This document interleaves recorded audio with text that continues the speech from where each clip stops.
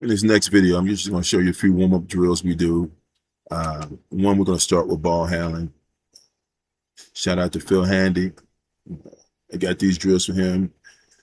This is more ball manipulation than ball handling, I believe. I don't expect the guys to go out here and do this many dribbles in front of somebody, especially if we're working on .5 basketball. What I want them to be able to do is if they need it, they have it. And that's be able to control the basketball. And being able to handle basketball create advantages, and we need people like that on the floor. Here we have a variety of guys on the floor with us, from an overseas player to a college player, from a seventh grader, freshman, and senior, and they're all trying to do the same ball handling drills.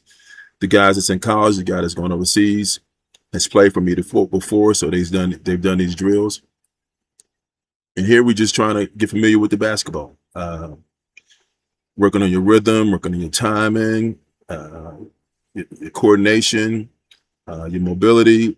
These things matter to me. We don't spend a whole bunch of time doing on-air ball handling drills, but I think it's good to be able to do them. I mean, I still see NBA guys do them. Now, I don't think just because you do these, you can be a great ball handler. But I think if you do them a lot and you practice them at a good speed, that you can get yourself out of trouble a lot of times when you need to. Here we just work on our different shifts, how to shift left to right, behind the back shifts. Next, we're going to do shifts in the front and then in the back. So it'd be behind the back, then cross, behind the back, then cross, behind the back, then cross. This is just a warm-up drill we like to use to get guys loose. And like I said, I heard a guy once say it's a few ways to get to 6. Some people get there 4 and 2. Some people get there 5 and 1. So we just do it this way. Don't make it right. Don't make it wrong. It's just the way we do it.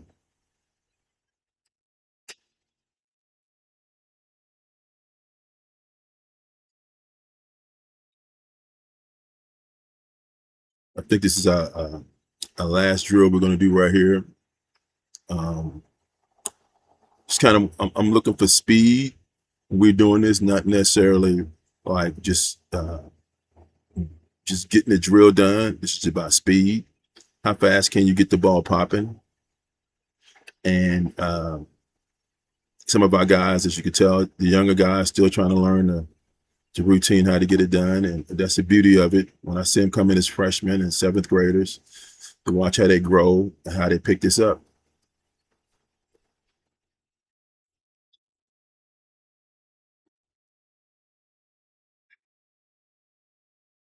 Here, we're just working on finishing. This is another warm-up drill. This is how we start practice a lot of times. Instead of doing basic layups, we get out there and work on our finishing against the defense. We try to teach angles, how to attack, how to get in front, how to be physical. Here, we're not going full speed, and a lot of times we compete on it. First to 5 win. We'll keep 2 guys together. Then we'll change up partners.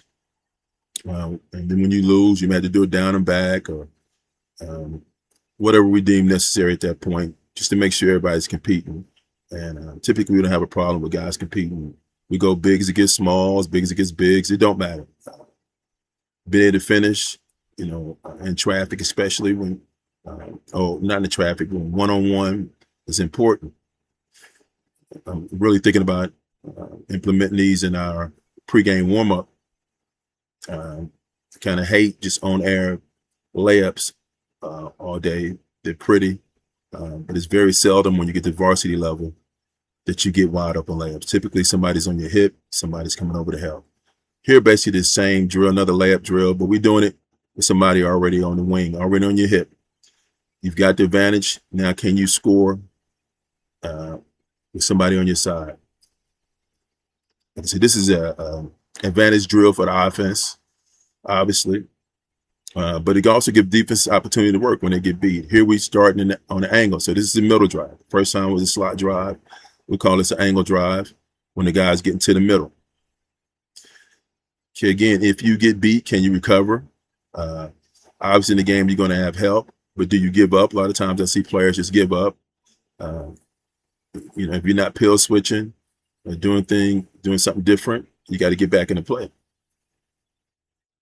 Here's another, we'll do this as a competition often.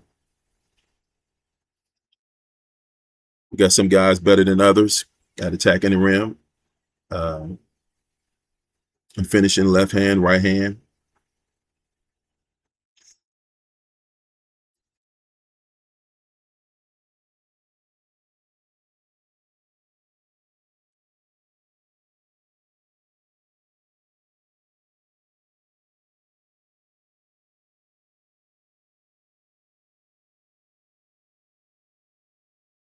These are the same things that we're going to, like I said, I'm probably going to implement this in our pregame warm up to get loose. I'm sure it won't be as competitive, but to get used to somebody running beside you, or running behind you, chasing you down, trying to block your shot, reaching for the ball. I think the more you see it, the better off you'll be. When I was in the military, we had this thing called train as you fight. Uh, so I'm trying to implement more things that look like the game. Like if I'm driving to the bucket, where the defender going to be once I get him beat? Have you seen the earlier drills we talk about? I mean, we bring in help, how to beat them off the closeout. All these things kind of marry up to what the game should look like, and most times look like. And the game can be unpredictable.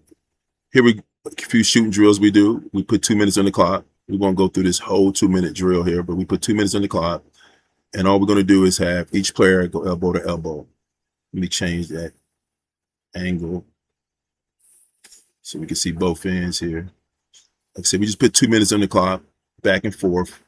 We actually keep records on there, like who has the highest score of all time.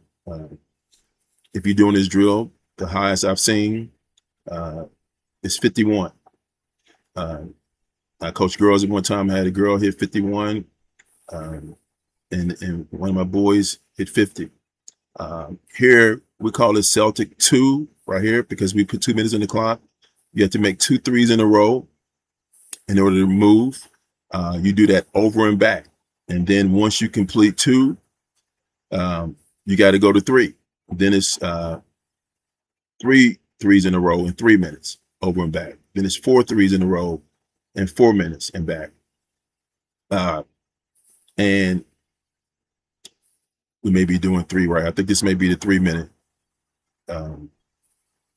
Yeah, this is Celtic 3 right here. And I kind of sometimes just tell them what I want them to do, but we kind of most times we got more time.